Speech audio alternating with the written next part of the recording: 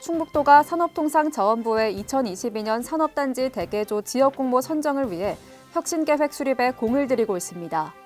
산업단지 대개조 지역 선정 공모는 낡고 오래된 산단의 산업 고도화, 스마트 그린 산단 전환 등을 통해 지역 일자리를 창출하는 사업입니다. 도는 그동안 오창 과학산업단지를 거점 산단으로 하는 혁신계획을 수립해 신청했지만 다른 지역보다 상대적으로 노후도가 낮아 선정에 불리하게 작용했습니다. 내년이 공모 선정을 위한 마지막 기회인 만큼 도는 충북과학기술혁신원과 협력해 혁신 계획을 수립하고 있으며 전문가가 참여하는 자문위원회를 수시로 열어 논의를 이어가고 있습니다. 충북의 올해 3분기 수출과 광공업 생산이 활기를 띠며 경제지표가 전반적으로 개선된 것으로 나타났습니다. 충청지방통계청이 발표한 2021년 3분기 충북 경제동향에 따르면 7월에서 9월 충북 광공업 생산지수는 전자부품과 전기장비 등이 호조를 보이며 지난해 같은 기간보다 10.5% 증가했습니다. 3분기 수출은 75억 8천만 달러를 기록했는데 메모리 반도체와 기타 유기 및 무기화합물 수출 증가로 지난해 같은 기간보다 20.5% 증가한 것으로 조사됐습니다. 충북 단양군에서 아프리카 돼지열병이 처음 발생했습니다. 도는 단양군 단성면 월악산 국립공원 탐방로 인근에 멧돼지 폐사체가 있다는 신고가 접수돼 정밀 검사한 결과 아프리카 돼지열병 확진 판정을 받았습니다.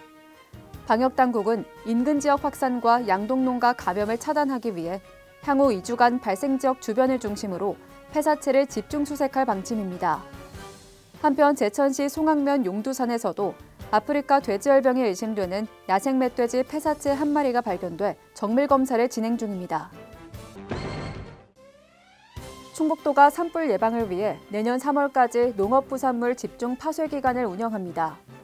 도는 관행적으로 이루어지는 농업부산물 소각이 산불 원인의 하나로 보고 시군에서 자체 보유하고 있는 목재 파쇄기를 이용해 농업부산물을 파쇄 지원하는 사업을 추진하고 있습니다.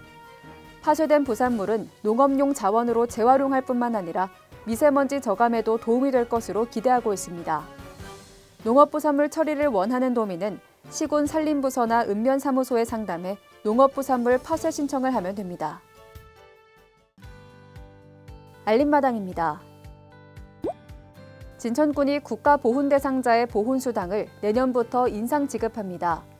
다음 달 군의회에서 조례 개정안이 통과되면 독립유공자는 기존 15만 원에서 20만 원, 6.25 참전유공자는 5만 원 오른 18만 원을 매달 지급받게 됩니다. 증평군이 내년 3월 15일까지를 한파 대책기간으로 정하고 한파 쉼터를 기존 89곳에서 135곳으로 확대 운영합니다.